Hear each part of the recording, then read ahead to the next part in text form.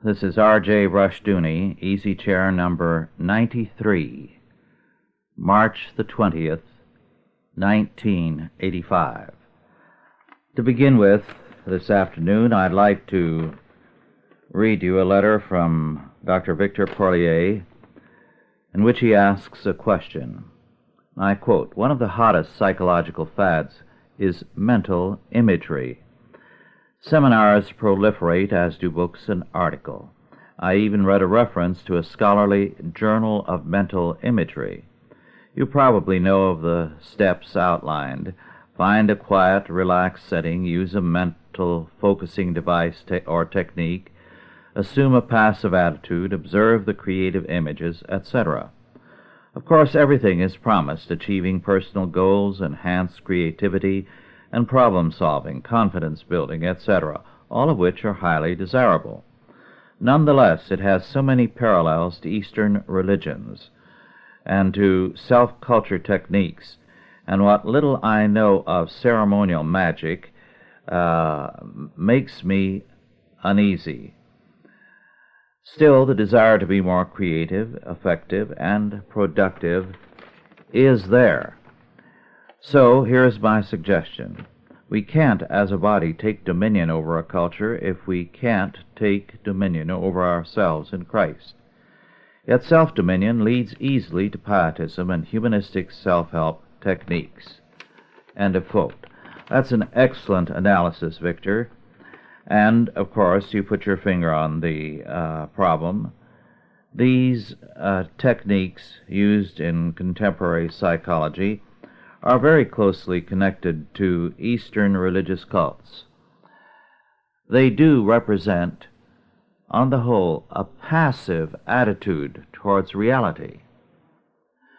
Now, whenever you cultivate a passive attitude, you are going to stress the imagination, because the emphasis then is not on what you do, but what you allow the world to do to you.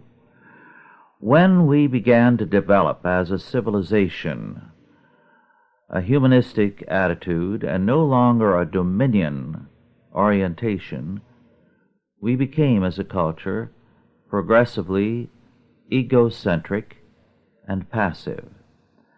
As a result, imagination began to loom larger and larger in the life of man, and man approached reality through his imagination rather than through his action.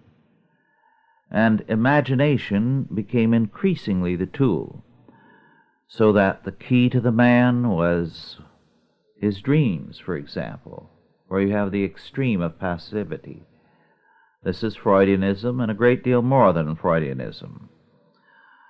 And in every aspect of this type of culture, you have this passivity. A man retreats into his imagination or into his dreams, and here is the key to his life. Well, the key to this is that the opposite is obviously something radically different: a life of dominion, a life of action. When we live such a life, we are oriented to doing things, and our thinking, if you want to use the term mental imagery, is then directed to accomplishing something. How best to resolve this problem? How best to do this, that, and the other thing? The results then are dramatically different. I'm going to read something to you from the Life and Liberty letter put out by Kent Kelly in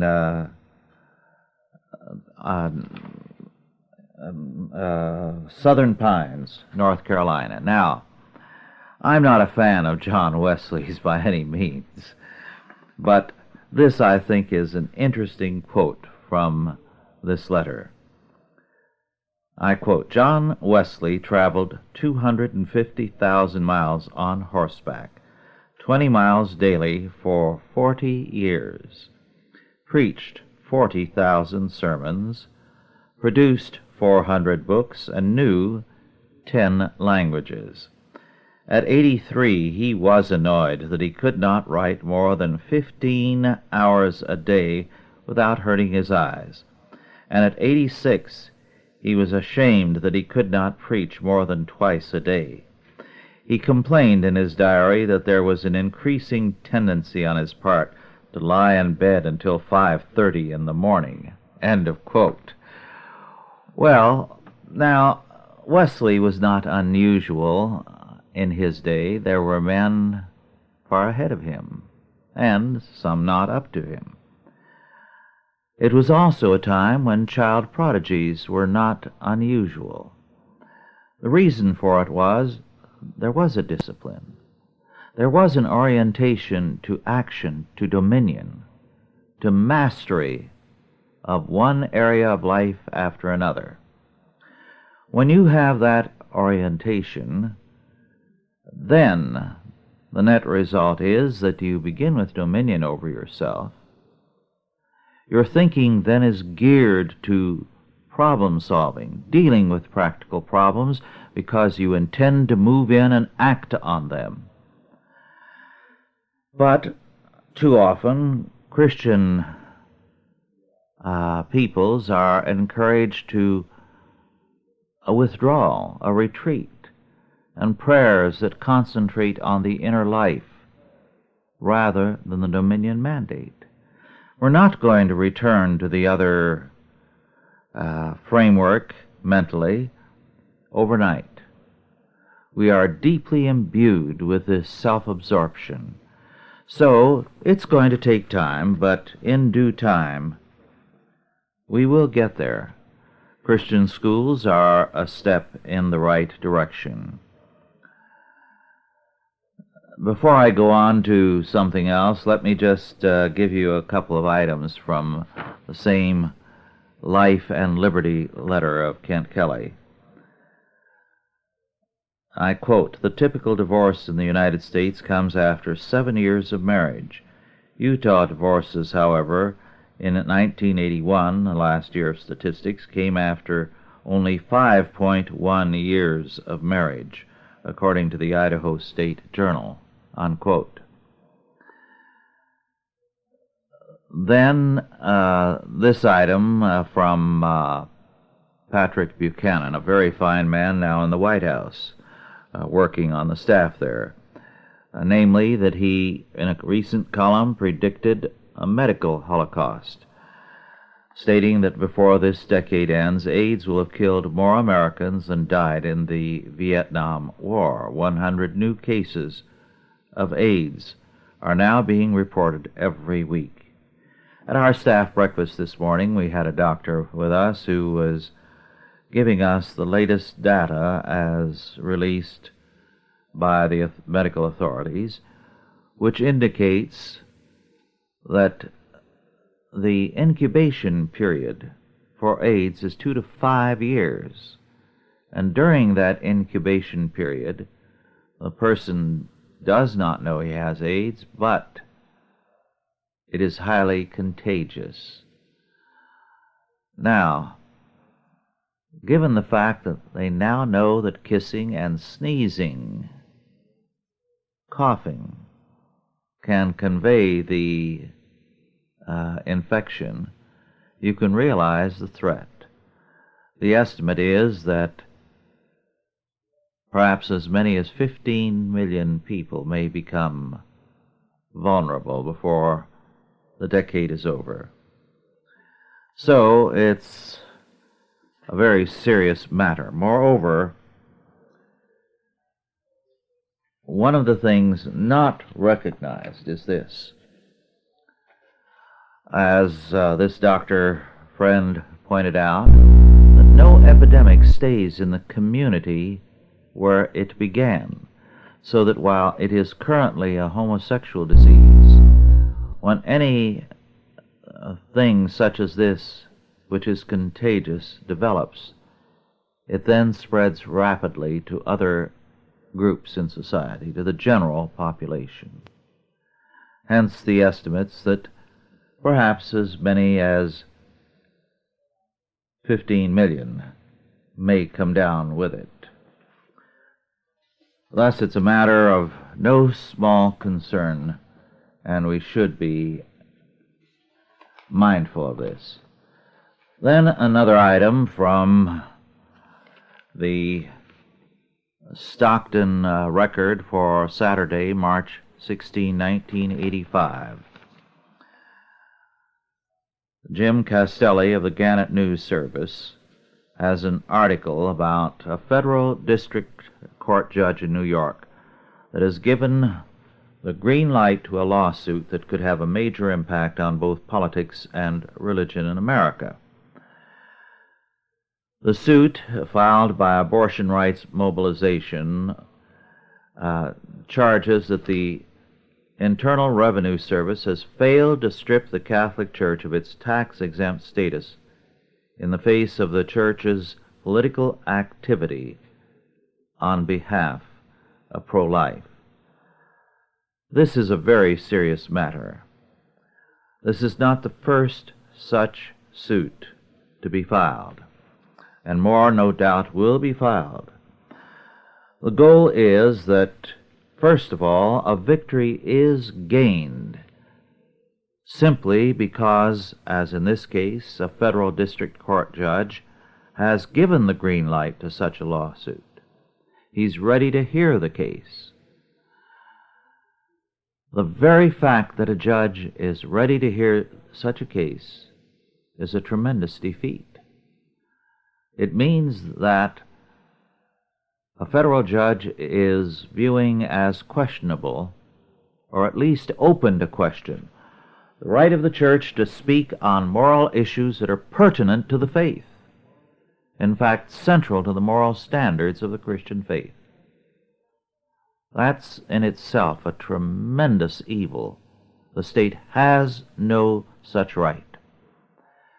Then second, too often in such decisions, however favorable they may be to our side, there will be here and there the seeds of destruction, in that the court will at one point or another raise problems and questions that open the door to a number of very, very serious and troublesome matters. So, this is a matter for concern and for prayer. Then another item, this from the Pacific Legal Foundation Reporter for winter 1984 to 85. I quote, "The plight of America's farmers is receiving daily press coverage. The issues surrounding subsidies and foreclosures, however, have eclipsed another major problem: unnecessary government intrusion on farming practices. In two separate cases, in two distinct geographical areas, California and Georgia, Pacific Legal Foundation is spearheading efforts to keep agricultural decision-making in the hands of the individual, not the bureaucracy. In the West, PLF is representing the California Cattlemen's Association and the Agricultural Council of California in their support of Robert Akers, a longtime farmer. Last year, Mr. Akers purchased 10,000 acres of agricultural and grazing lands in arid Lassen and Modoc counties. Of the 10,000-acre parcel, about 3,000 acres are designated wetlands, as the area periodically floods and supports wetlands, vegetation, and waterfowl. Wetlands are subject to regulation by the Army Corps of Engineers and to provisions of the Clean Water Act, although Congress specifically exempted farming and irrigation from such purview. Mr. Akers' property has been privately owned and farmed since the 1890s, when it was first irrigated. Mr. Akers decided to grow grain on his newly purchased land and began to prepare the soil for seeding. Preparation included improving existing irrigation facilities to promote economical flood irrigation. However, he was subsequently ordered to cease and desist by the Corps of Engineers, even though he believed his activities were exempted from permit authority. The Corps has asserted that the wetland portions of the property is subject to the Clean Water Act. Section 404, which gives the Corps permitting authority over any type of alterations to the property. The permit process requires Mr. Akers to provide or formulate details well in advance of the time he can expect to know his farming practices. Well, at any rate, this matter is now going to the courts, and a like case involving Dr. Joseph Iannicelli and his partner in Georgia. This kind of thing is definitely on the increase, and so it should be a matter of very, very grave concern to all of us. Now on to another but related thing. One of the books I read just this month is Donald T. Lund, L-U-N-D-E, Murder and Madness. This is a book published in 1976 and now out of print. Dr. Lund is a prominent criminal psychiatrist. The interesting thing to me in this book, and it's routine in books of this sort, is that murder and madness are so thoroughly associated. In fact, criminality in general.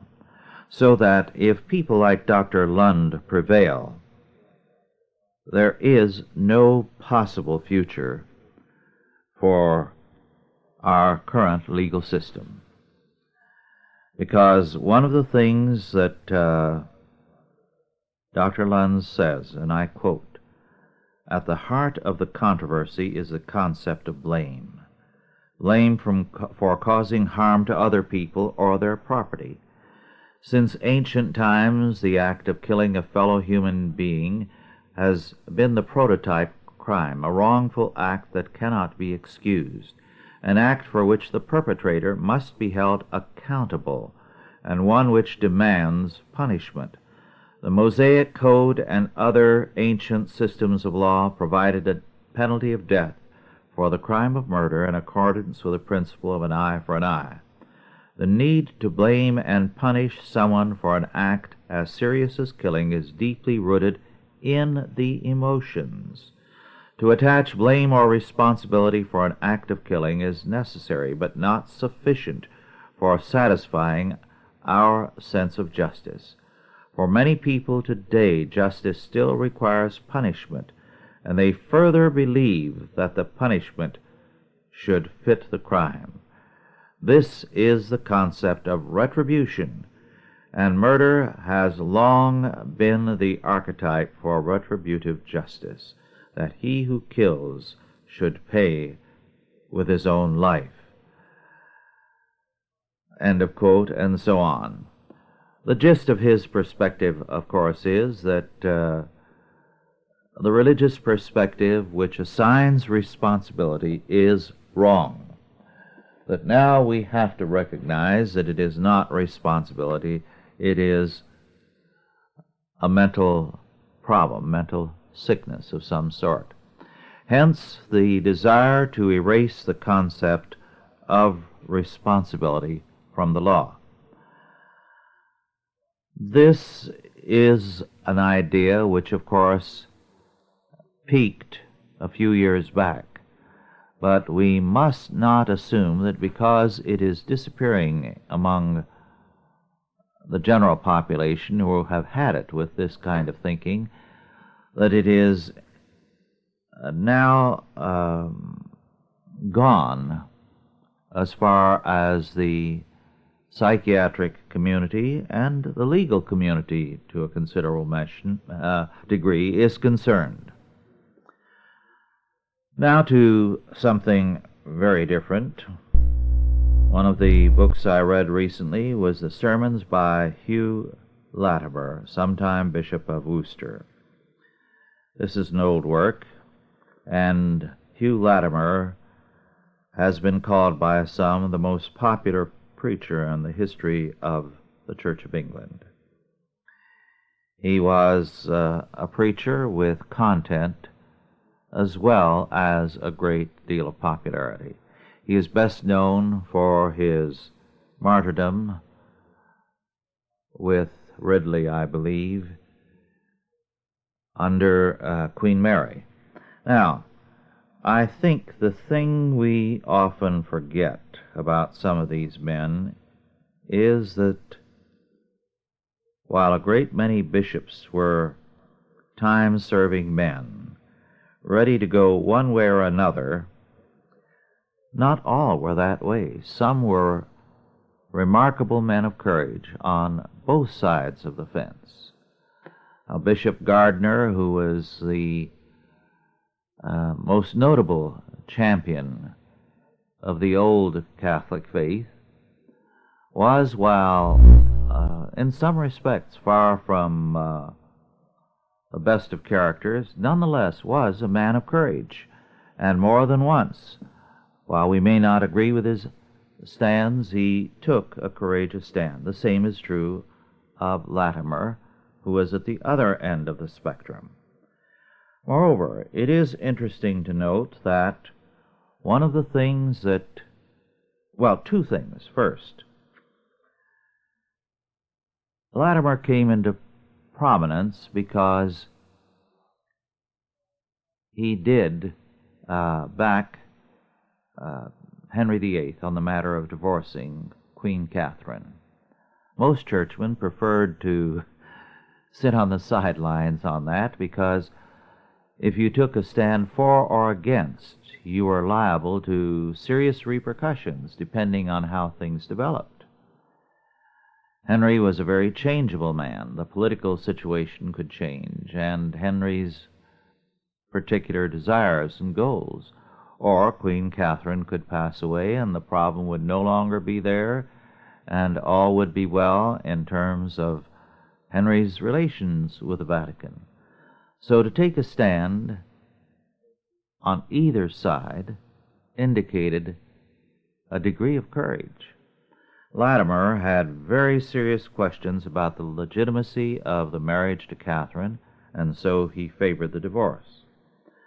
On the other hand, he took a very, very strong stand against the dissolution of the monasteries. In fact, for a time it seemed that Latimer might lose his head because of Henry's wrath. For Latimer, the dissolution of the monasteries was a major disaster because it meant the destruction of the monastic schools with their free education. It meant the end of the charitable work of the monasteries. It meant the transfer also of the properties to lay landlords who were disposed to exact the uttermost farthing of rent and were ruthless to the people. It meant also the enclosure system. It threw a large number of laborers out of employment and filled the towns with beggars.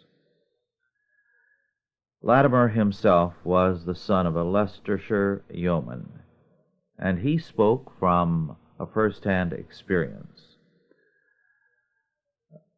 Much later, although he opposed it from the beginning, he had this to say, recalling the contrast between the old times and the new.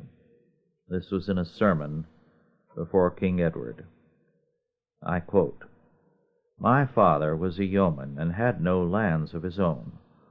Only he had a farm of 3 or 4 pound by year at the uttermost. And hereupon he tilled so much as kept 6 men. He had walk for 100 sheep, and my mother milked 30 kine, 30 cows. He was able, and did find the king a harness with himself and his horse. He kept me to school, or else I had not been able to have preached before the king's majesty now. He married my sisters with 5 pound or 20 nobles apiece, so that he brought them up in godliness and fear of God. He kept hospitality for his poor neighbors, and some alms he gave to the poor. And all this he did of the said farm, where he that now hath it payeth £16 by year or more, and is not able to do anything for his prince, for himself, nor for his children, or give a cup of drink to the poor." Unquote. So Latimer saw the disaster that the confiscation of the monasteries and the church lands had done. One of the things that we need to recognize is that some of us have seen something like that happen in our time, in that statism has accomplished the same thing in our day. Here in California, I can remember when 5 and 10 acre farms were family farms that could support people. A 15-acre farm was a fine piece of property, and you were quite well off. Then, because of the tax structure, and in those days there was very little tax on anything, and you might pay $5 and $10 tax on your farm. Taxes increased after World War II. Farms now, to be a family farm, have to be 80 to 100 acres in the San Joaquin Valley. This is very intensive farming. It's grape and peach country especially. And even that now is insufficient because the tax burden on the property and on everything else is so great. Income tax, property tax, sales tax, one thing after another. So that the family farm is being destroyed. The high cost of everything is pushing the farmer into debt if he has a bad year. There was a time when your taxes were virtually nothing, when you could ride out a bad year. You could go from one year to another with virtually no income, but you can't do that now. Well, Latimer's sermons are very, very interesting. Not that I agree with everything in them, but they're most revealing and indicate a man of courage and of integrity. He was, by the way, in his last sermon preached before King Edward VI, very outspoken on the subject of marriage. And he said, let me quote this, "For the love of God, take an order for marriages here in England. For here is marriage for pleasure and voluptuousness and for goods, and so that they may join land to land and possessions to possessions. They care for no more here in England. And that is the cause of so much adultery, and of so much breach of wedlock in the noblemen and gentlemen, and so much divorcing." Parenthetically, it was marrying to increase their estates rather than for godly reasons. And it is not now in the noblemen only, but it is come now to the inferior sort. Every man, if he have but a small cause, will cast off his old wife and take a new, and will marry again at his pleasure, and there be many that have done so. I would therefore wish that there were a law provided in this behalf for adulterers, and that adultery should be punished with death, and that might be a remedy for all this matter. There would not then be so much adultery, whoredom, and lechery in England as there is. For the love of God, take heed to it, and see a remedy provided for it. I would wish that adultery should be punished with death, and that the woman being an offender, if her husband would be a suitor for her, she should be pardoned for the first time, but not for the second. And the man being an offender should be pardoned if his wife be a suitor for him the first time, but not for the second, if he offend twice. If this law were made, there would not be so much adultery nor lechery used in the realm as there is. Well, I trust once yet, as old as I am, to see the day that lechery shall be punished. It was never more needed, for there never was more lechery used in England than at this day, and maintained. It is made but a laughing matter and a trifle, but it is a sad matter, and an earnest matter, for lechery is a great sin." Unquote. Now on to another subject. An interesting book in print, in fact out in a revised printing, is Plant Closings, Public or Private Choices? ? The author is Richard B. Mackenzie. It is in paperback at $9.50 from Cato Institute, CATO, at 224 2nd Street Southeast, Washington, D.C., 20003. This is a book about the demand all over the country and state after state that there be legislation to prevent plants from closing, from moving elsewhere, or going bankrupt. Now, if this seems like insanity, it is all the same a dangerous form of insanity.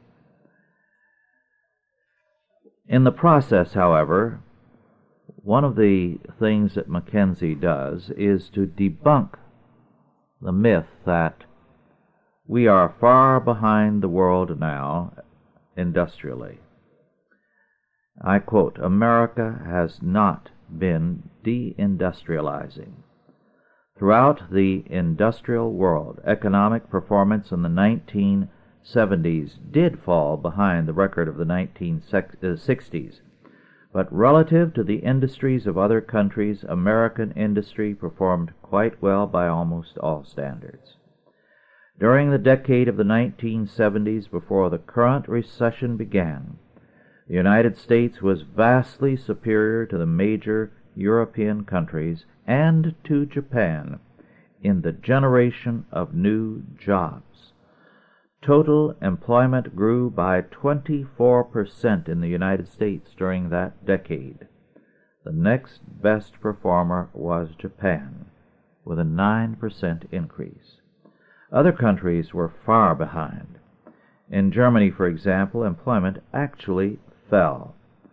Moreover, the United States was one of only 3 major industrial countries, Italy and Canada having been the others, with any increase in manufacturing employment, and so on. There's a great deal of data like this in the book. It tells you that the kind of impression that we have gained from a good many people and from the press is that, and unions, is that we are deindustrializing, that we are falling behind, that we are inferior to this and that country abroad, and so on and so forth. None of this, says Mackenzie, is true. The book is a gold mine of perspectives on the contemporary scene. Very important reading, not only for what it has to say about the attempts legally to prevent plant closures, but also to deal with the realities of our contemporary economic scene. Now, very briefly, on to another book. This is an older one. John Higham, Higham, Strangers in the Land, Patterns of American Nativism, 1860 and 1925. I have dealt with immigrants and what they've experienced in this country, and this book has more on the subject. And it deals with the fact, yes, immigrants, when they came over, were very often discriminated against. But after a few years, as their numbers increased and they became naturalized, politicians began courting their vote so that their power greatly increased. And one group after another came over and was just as ready to exclude others, including some of their own kind. So that, for example, some of the Jewish immigrants later became hostile to the immigration of more Jews because they were in direct competition with themselves. So no group was immune from the frailties of human flesh. It's an interesting book. It deals with the nativist errors, the illusions, and the vitality, basically, that all these immigrants communicated to this country. Then another interesting book, George Dangerfield. This book is also out of print, is the author of The Strange Death of Liberal England, 1910 to 1914. It's an excellent analysis of a period of which we generally hear little, because we tend to leap over those years into World War I. In fact, from the death of Victoria until World War I, we tend to be ignorant of English history. However, Dangerfield remedies this very effectively. He gives us an account of the turbulence of those years, the syndicalism, the labor movement and its violence, its demand for a minimum wage, the sex war created by the feminists, who insisted, by the way, on the superiority of women. Moreover, we see on a popular level the extent to which the Hegelian philosophy of the day had taken hold. And he calls attention to the fact that there was, and I quote, a semi-mystical enthusiasm for riot, unquote. A semi-mystical enthusiasm for riot. We are very much accustomed to thinking of England as peaceable and staid and settled. This book gives you a dramatically different picture of a country of seething violence, class conflict, hatred, and so on. A good and readable book. Well, now on to something else in a different vein. This is from the Farm Journal for March 1985. I read an earlier piece along these lines about the problem farm wives have been having when their husbands send them to town for tractor and other parts. This is written by a Kansas farm youth, Kenton Kirsting, about the problems men have when their farm wives send them to town for parts for the oven and for the washing machine. The title is, Now Mom Sends Dad to Town for Spare Parts. So I'll read this. It's a delightful thing. Since the day when farm machinery evolved past the rock tied to a stick stage, farmers have sent their wives to town for spare parts. Most farm wives have ignored the potential for revenge, forced their husbands to go to town for spare parts for the blender, can opener, coffee maker, garbage disposal, mixer, wash machine, and waffle iron. It's an idea whose time has come. Some time ago, Mom, Dad, and I were eating at the local cafe when we heard the following conversation. Lloyd, where's the missus? Howdy, Ed. Bernice is on the warpath. She's not cooking for me. Oh, what's wrong? Yesterday she sent me into town for the rear crank assembly connector cartridge for the Maytag. I drove 20 miles, got the part, and drove back. Bernice picked it up and started cussing. She said it wasn't the rear crank assembly connector cartridge. It was the front crank assembly connector cartridge. Any moron should be able to tell the difference, she said. Then she stormed out to the car, grumbling that the only way to get something done right is to do it yourself, and she took off for town. Well, it was then and there that I swore up and down I would never go to town for a spare part for her again. Haven't spoken to her since, and she hasn't cooked for me since. That's the trouble with wives these days, Lloyd. They think we run the sunbeam every day and should know all there is to know about it. We returned to our meals. How about that? Dad said. I always knew Bernice wore the pants in that family.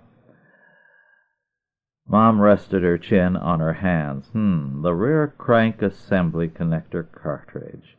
She started a list. On rainy days when Dad couldn't do farm work, something around the house would happen to break down. One rainy afternoon, she went to Dad and said, "Jack, the oven quit working. I need you to run into town and get a new interval timing copulator." Dad groaned, "Can't you get it yourself? Are you kidding? With all that I have to do around here, 6 loads of laundry, dishes to wash, rooms to clean, plants to water, can't you send one of the kids? And have them saying words like interval timing copulator? What kind of a mother do you think I am?" Dad found the dealer, went to the counter, and said, "I need an interval timing copulator." The clerk winced. "Please, sir, this store is open to the public. There may be children around." "Sorry, I need an interval timing copulator, Dad muttered. "It's O-R, sir. Copulator is spelled copulator, the clerk prompted. "I don't care how it's spelled," Dad fumed. "I want an interval timing copulator, and I want it now." A lady with a small girl standing nearby gasped. "You degenerate," she hissed. The clerk paged through a book. Interval timing copulator, interval timing copulator. "Ah, here we are. What model, sir?" "Huh? What model?" "The 2300, 2400, 4800, or 6200 series." "How should I know?" Dad replied with hackles rising. "It's my wife's oven, not mine." The clerk threw out one more question, one after another. "Conventional or convected air? Electric or gas? Oven range combination or a single oven unit? 40-inch by 30-inch by 24 or 36 by 24 by 24 inches? White, harvest, gold, coffee brown, or avocado green?" 3 hours later, Dad returned home. "Before you say anything, Marilyn," he said, "I want you to remember the time you brought home a $154 chain when all I needed was $1.17 replacement link." With that, he placed 14 interval timing copulators on the table. "It's all right," he added. "I asked before I left, and we can take back the ones that don't work." On another rainy day, Dad ran into Lloyd at the Singer sewing shop. "Hello, Jack." "Hello, Lloyd. What brings you here on a day like this?" "Bernice needs a new stitch-regulating thumb-screw controller for the machine. What about you?" "Marilyn needs this," Dad said, holding up a part. "Wow," Lloyd exclaimed. "The last ruffling separator guide I saw in such sad state was when Patrick was here getting a new one for the missus." "You mean Dorothea has Patrick out getting parts for her?" "Oh, yeah, for a couple of months now." "What is this world coming to?" "Next," the clerk said. "I need this for my wife's sewing machine," Dad said. The clerk looked at the part, then looked at Dad. "You're new at this, aren't you?" "Does it show?" "Well, this is the Singer store. That part is for a Bernina." It got to where Dad would plan activities out of town whenever the weatherman predicted rain. He tried to sneak out of the house at 6 o'clock one wet morning. "Jack," Mom called, "where do you think you're going?" Why, I thought I'd go and look at a new tractor," he said. "Where?" "Des Moines, Iowa." "Good. While you're there, pick up a fiber sleeve gasket for the garbage disposal. The old one's worn out." "Yes, dear." Gradually, Dad is learning that the person sent after spare parts, no matter how well prepared, is in a no-win situation. He went to the counter once and was greeted by Geneva. "Hello, Jack. I kind of figured if you'd be in today. I kind of wondered if you'd be in today, what with it raining and all." "Hi, Geneva. I need the electric intake suction stabilizer for a Gemini 5690 series deluxe 4-floor vacuum cleaner, model X280. He laid the piece on the counter. "Oh," Geneva said, "that's the outside sucker-upper part." Dad took a deep breath. "Geneva," he said, "with all due respect, would you mind if I talked to Edgar about this?" "Oh, not at all. I'll send him out," she said, going into the office. A minute later, Edgar appeared. "Hi, Jack. What can I do for you?" "Edgar, I need this part.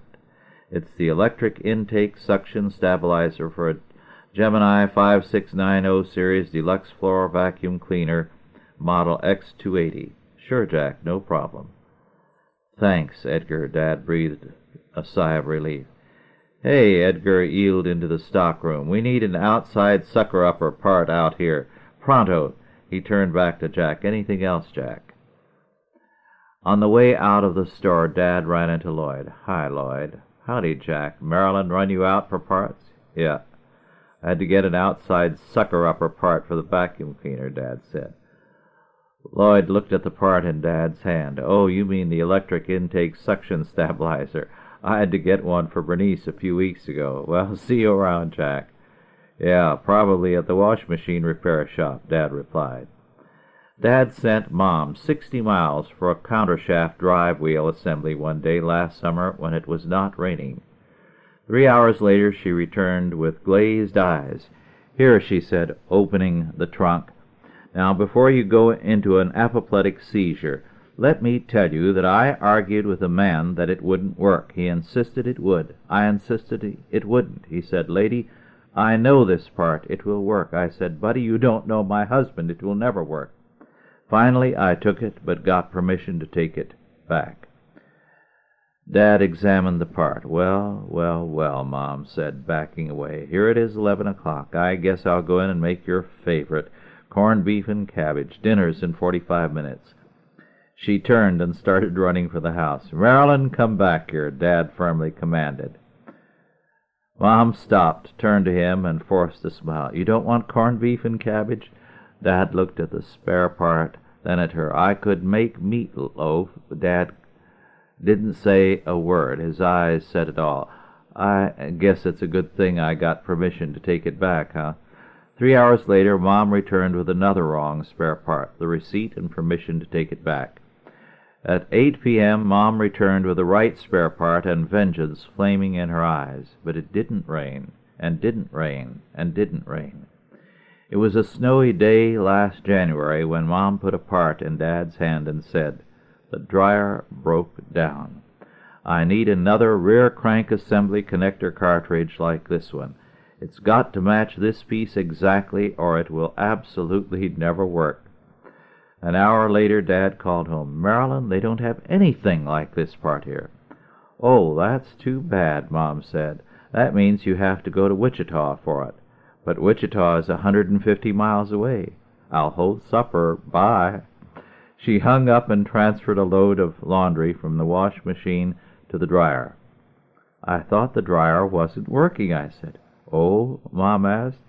"Dad's out trying to get a replacement part for it." "Oh, that," Mom responded. "I gave him the internal diverter coupling from my food processor." Then she smiled. "I waited such a long time for this." Well, I thought you'd enjoy that. Now, on to another item from Senator H.L. Richardson's report for March the 15th. And it's about the anti-hunters at it again. I'll read a portion of it. "There is no joke about a man walking down a street snapping his fingers." "Why are you snapping your fingers?" someone asked. "To keep the elephants away," he responded. "That's silly," was the reply.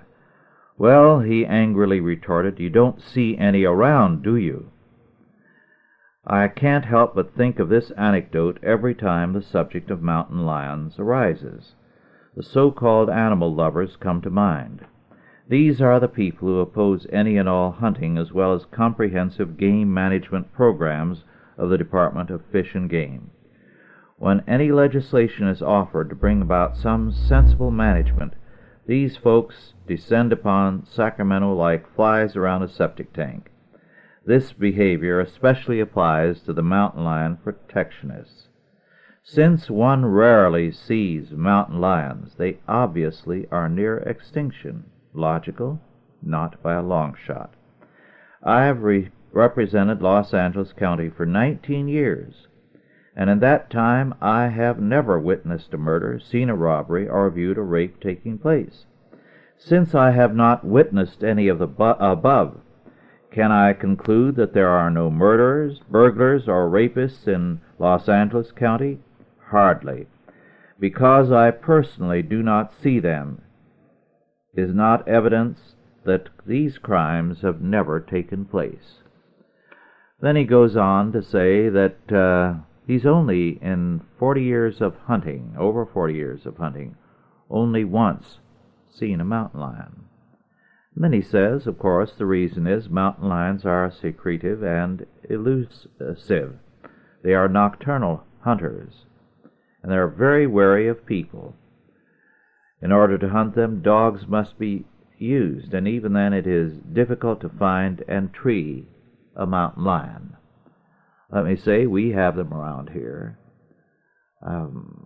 There's one that's on our property, and once in a while is sighted.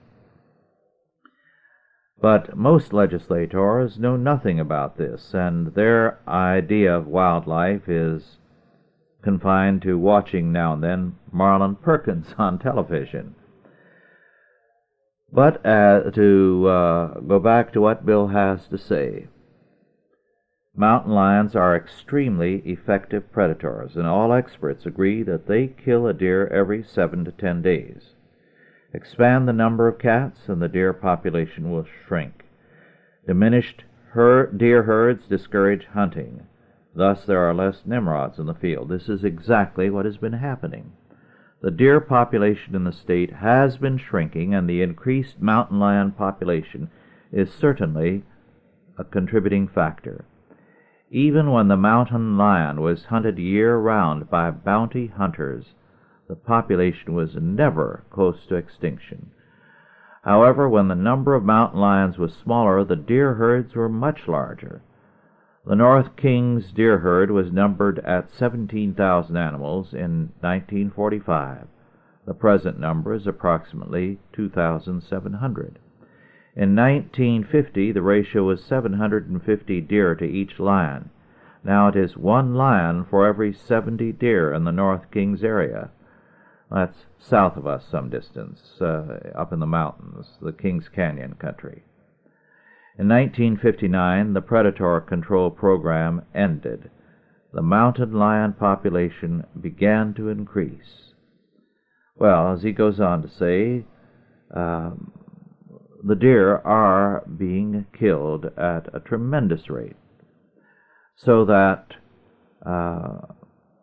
the estimate is that 240,000 deer a year are being killed in California by mountain lions. And he adds, the cattlemen testified that the lion predation of livestock has increased significantly since 1971. A bill has been introduced to take care of this, to allow bounty hunting of mountain lions, and the animal lovers are up in arms. Well, our time is now limited, and I'd like to share something with you. I have from time to time read some poems to you. I do enjoy reading poetry, but I'm not the reader of poetry that my Dorothy is. She is superb, and she knows poetry by heart, and she can quote poems she studied as a student years ago, verbatim, without error, and beautifully. One poem that, on the occasions now and then when I'm restless and not able to go to sleep promptly, because normally I do sleep readily and well, she will recite to me in the dark a poem she knows by heart and loves, Siegfried Sassoon's Slumber Song. I can't do it justice, but I'd like to pass this slumber song on to you. Sleep, and my song shall build about your bed a paradise of dimness. You shall feel the folding of tired wings, and peace will dwell throned in your silence. And 1 hour shall hold summer and midnight and immensity lulled to forgetfulness. For where you dream, the stately gloom of foliage shall embower your slumbering thoughts with tapestries of blue. And there shall be no memory of the sky nor sunlight with its cruelty of swords. But to your soul that sinks from deep to deep through drowned and glimmering color, time shall be only slow rhythming swaying, and your breath, and roses in the darkness, and my love. Well, God bless you all. I'll be with you again in 2 weeks.